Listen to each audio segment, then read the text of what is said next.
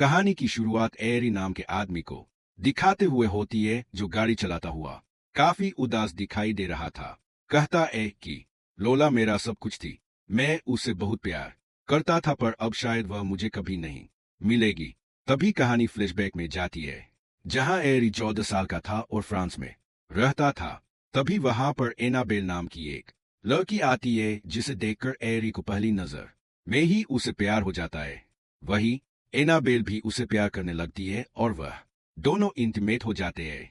एरी को लग रहा था कि अब वह जिंदगी भर एनाबेल के साथ ही रहेगा, लेकिन कुछ ही दिनों बाद एक बीमारी की वजह से एनाबेल की मौत हो जाती है। वहीं एरी एनाबेल की मौत की गम में पूरी तरह टूट जाता है, जिसके बाद उसे किसी भी लड़की से प्यार नहीं होता और उसकी आधी जिंदगी एनाबेल जैसी लड़की को ढूंढने में बीत जाती है। एरी अब 50 साल का हो चुका है और उसे अमेरिका में एक प्रोफेसर की जॉब मिली है, जिसके लिए वह फ्रांस से अमेरिका शिफ्ट हो जाता है। उधर अमेरिका में उसका एक रिश्तेदार रहता था, जिसने उसके रहने का इंतजाम शार्लेट नाम की एक औरत के यहाँ पर कर दिया था। आगे एरी शार्लेट का घर देखने जाता है, लेकिन वह घर छोटा और गंदा होने की वजह से उसे पसंद नहीं आता। पर शार्लेट उसे जोर देते हुए कहती है कि तुम सिर्फ $20 में यहाँ पर रह सकते हो, लेकिन एरी फिर भी रहने से मना कर देता है। जिसके बाद शार्लेट उसे मनाने के लिए अपना बगीचा दिखाने ले जाती है, जिस दौरान एरी की नजर शार्लेट की बेटी लोला पर पड़ती है, जिसे देखते ही एरी को पहली नजर में उसे प्यार हो जाता है, क्योंकि लोला के अंदर उसे अपने बचपन का प्यार एनाबेल दिखाई दे रहा था। तभी लोला भी उसे देखकर मुस्कुराने लगती है और एरी, जो कुछ देर पहले यहाँ पर रहना नहीं चाहता था, वह लोला को देखकर यहाँ पर रहने के लिए तैयार हो जाता है।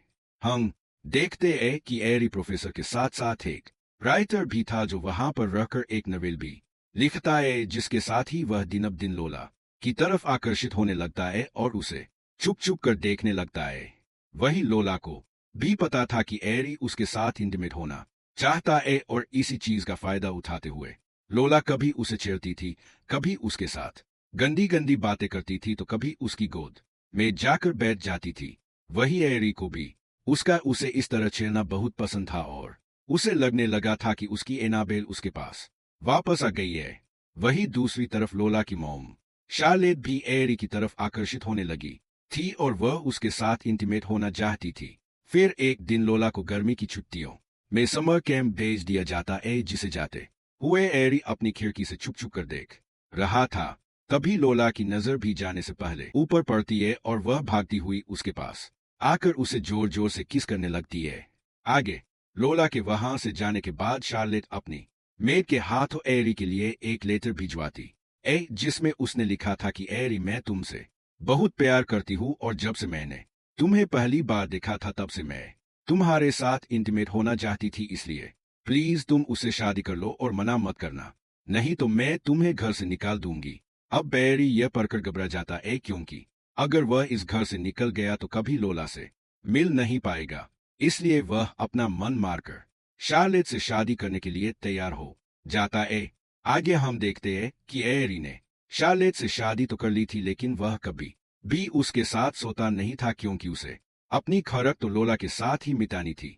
इसलिए शार्लेट जब भी उसे अपने साथ सोने के लिए कहती, तब एरी बड़ी ही चालाकी से उसे नींद की गोलियां खिलाकर सुला देता। अब ऐसे ही कुछ दिन बीत जाते हैं और एरी लोला के वापस आने का इंतजार करने लगता है। उधर शार्लेट को भी एरी और लोला के बारे में कुछ नहीं पता था, लेकिन बेचारे एरी की किस्मत अपने अर्जुन कपूर से भी ज्यादा बुरी थी, क्योंकि एक दिन शार्लेट के हाथ एरी की एक डायरी लग जाती है, जिसमें वह अपने और लोला के इंटीमेट होने वाले किस्से लिखा करता था। जिसके साथ ही उसने उस डायरी में शार्लेट के बारे में बहुत बुरा भला लिखा हुआ था, जो सब पढ़कर उसे बहुत बुरा लगता है, और वह एरी के आते ही उस पर बरस पड़ती है। कहती है कि मैंने तुझे अपना दिल दिया, लेकिन तू तो मेरी बेटी की लेना चाहता था। तू गद्दार है, गद्दार। अगर तुझे यह घर चाहिए तो रख ले, लेकिन मेरी बात याद रखना, तू लोला को कभी नहीं पा सकता। मैं उसे लेकर यह शहर छोड़कर जा रही हूँ। तब भी एरी उसे समझाने की बहुत कोशिश करता है और उसके लिए ड्रिंक बनाने जाता है, पर इतने में ही फोन की घंटी बजती है। एरी फोन उठाता है और उसे पता चलता है कि शार्लेट का एक्सीडेंट हो गया है और उसकी मौके पर ही मौत हो गई। जो सुनते ही वह भागते हुए बाहर आता है और देखता है कि शार्लेट तो सच में मर चुकी है। जो देखकर उसे थोड़ा सा दुख तो होता है, लेकिन अब उसके और लोला के बीच आने वाला कोई नहीं था और वह जैसे भी चाहे उसके साथ अपनी जिंदगी बिता सकता था। फिर एक महीने बाद वह लोला को लेने जाता है, जहां वह इतने दिनों बाद उसे देखकर फिर से उसके प्यार में पागल हो जाता है। आगे घर जाते वक्त वह उसे कहता है कि देखो जाने मन में तुम्हारी यादों में कितना पतला हो गया हूँ। तभी लोला उसे कहती है कि तुम बहुत झूठ बोलते हो, तुम उसे बिल्कुल भी प्यार नहीं करते और तुमने मुझे अभी तक किस भी नहीं की।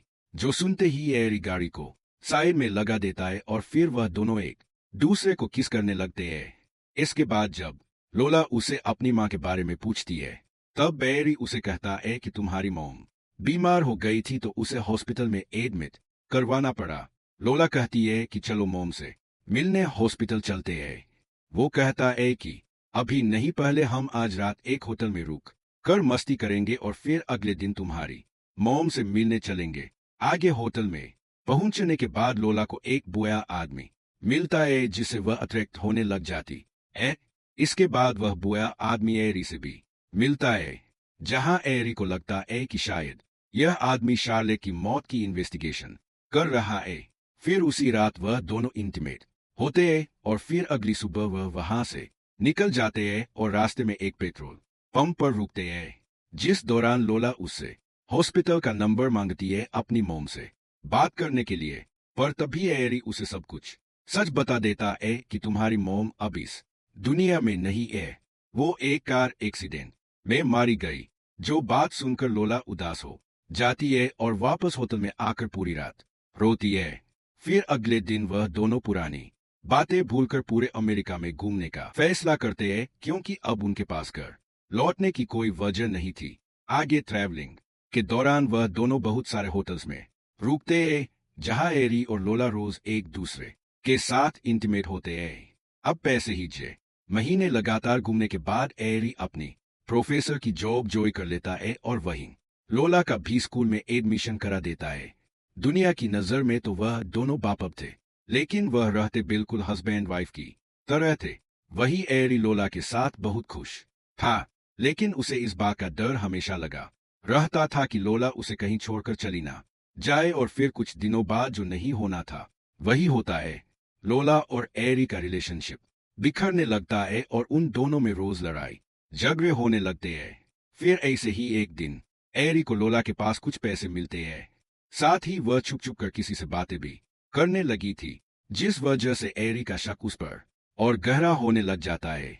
आगे वह लोला से अपनी दूरियां कम करने के लिए उसे अपने साथ कहीं घूमने के लिए कहता है, लेकिन इस बार कहाँ जाना था वह लोला ही डिसाइड करती है। जिसके बाद वह दोनों घूमने के लिए निकल पड़ते हैं, लेकिन इसी दौरान एरी को लगने लगता है कि शायद उनका कोई पीछा कर रहा है, लेकिन वह उसको इग्नोर करके आगे बढ़ता रहता है। फिर वह दोनों एक गैस स्टेशन पर रुकते हैं, जहां पर एरी सामान लेने के लिए एक स्टोर के अंदर जाता है। पर तभी वह खिड़की से देखता है कि कोई अनजान आदमी लोला से बात कर रहा था, जिसको देखने के लिए वह जैसे ही बाहर आता है वह देखता है कि वह आदमी वहां से गायब हो चुका है। फिर जब एरी इसके बारे में लोला से पूछता है, तो वह बताती है कि वह आदमी रास्ता भटक गया था, इसलिए मैं उसको रास्ता बता रही थी। आगे पूरे सफर के दौरान एरी लोला पर शक करता रहता है, जिसके बाद वह दोनों एक होटल में रुक जाते हैं, जिसमें जब वह उसके लिए केले लेकर बाहर से वापस आता है तो वह देखता है कि लोला के बाल बिखरे हुए हैं, लिपस्टिक फैली हुई है और पैर गंदे हैं, जिसका मतलब कोई उसके साथ इंटीमेट होकर गया है। एरी उसे पूछता है कि कोई आया था क्या। लोला कहती है कि नहीं, तो पर एरी समझ जाता है कि उसके साथ क्या हुआ है, जिसके बाद वह दोनों वापस से सफर पर निकल जाते हैं। लेकिन एक रात लोला की तबीयत अचानक खराब हो जाती है तो एरी उसे हॉस्पिटल ले जाता है। यहाँ पर डॉक्टर उसे बताता है कि इसे वायरल फीवर हुआ है, इसलिए इसे कुछ दिन हॉस्पिटल में ही रहना होगा, जिस पर एरी उसे वहीं अकेला छोड़कर अपने होटल वापस आ जाता है और अगली सुबह उसका हालचाल पूछने के लिए जैसे ही वह हॉस्पिटल में कॉल करता है, तभी नर्स उसे बताती है कि लोला को तो आज सुबह ही उसका अंकल डिस्चार्ज करवा के अपने साथ ले गया। जो बात सुनकर एरी पूरी तरह शॉक्ड हो जाता है कि यह साला रातों रात इसका अंकल कहाँ से आ गया। दरअसल लोला कभी बीमार थी ही नहीं और यह तो उसका उस बूढ़े के साथ भागने का प्लान था। खैर अब लोला एरी को हर जगह पर ढूंढने लगता है। वो उन सभी होटल्स में दोबारा जाता है जहां जहां उन दोनों ने स्टे किया था, ताकि उसे कोई छोटे से छोटा सुराग मिल जाए और वह लोला को ढूंढ न सके। जिस सब के दौरान उसे पता चलता है कि वह दोनों जिस होटल में रुकते थे वहां पर कोई उनका पीछा करता था।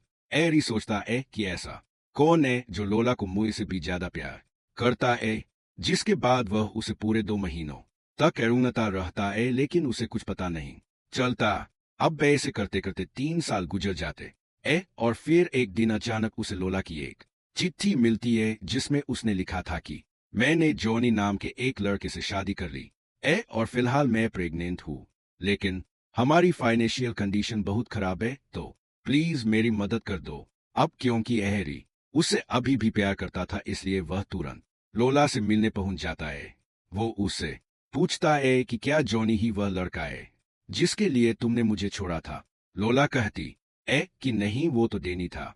डेनी वो बुआ था जो हमारा पीछा करता रहता था और उसी से ही मैं छुप छुप कर बातें किया करती थी। तुम्हें छोड़ने के बाद जब मैं उसके पास गई तो मुझे पता चला कि वह साला तो गंदी फिल्मों का निर्माता है और वह मेरे साथ भी मिलकर गंदी फिल्में बनाना चाहता था। इसलिए मैंने उसे मना कर दिया, जिससे उसको गुस्सा आ गया और उसने मुझे घर से निकाल दिया। जिसके बाद मुझे जॉनी मिला और पहली नजर में ही मुझे उससे प्यार हो गया।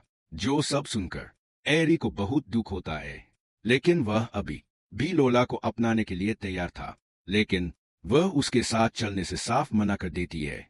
इस पर एरी उसे माफी मांगकर फूट फूट कर रोने लगता है, क्योंकि वह इस सब का जिम्मेदार खुद को मानता था। इसके बाद वह उसे कुछ पैसे देता है और बाय बोलकर वहां से चला जाता है।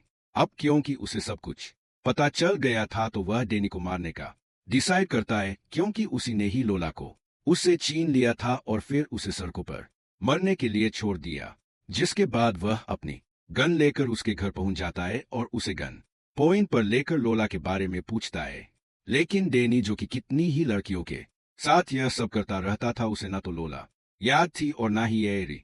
तभी एरी उसके साइड में गोली चलाता है, जिससे घबराकर डेनी उसे सब कुछ बता देता है। कहता है कि मैंने तो लोला के साथ कुछ किया भी नहीं, क्योंकि मेरे को मेडिकल प्रॉब्लम है।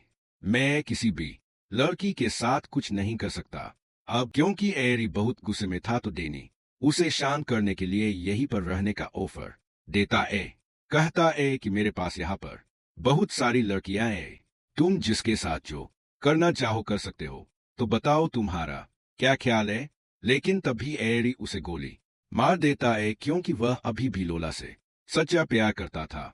आगे जब वह वहां से जा रहा था तभी उसके पीछे पुलिस लग जाती है, और यह वही सीन है जो कहानी की शुरुआत में हमें दिखाया गया था। खैर एरी पुलिस वालों से भागने की कोई कोशिश नहीं करता, क्योंकि अब उसके पास भागने की कोई वजह नहीं थी। जिसके बाद हमें बताया जाता है कि पुलिस एरी को अरेस्ट कर लेती है, जहां जेल में कुछ साल बिताने के बाद एक बीमारी की वजह से एरी की मौत हो जाती है। वही इसके अगले महीने लोला की भी अपने बच्चे को जन्म देते वक्त मौत हो जाती है। और दोस्तों, इसी के साथ ही यह कहानी यही खत्म हो जाती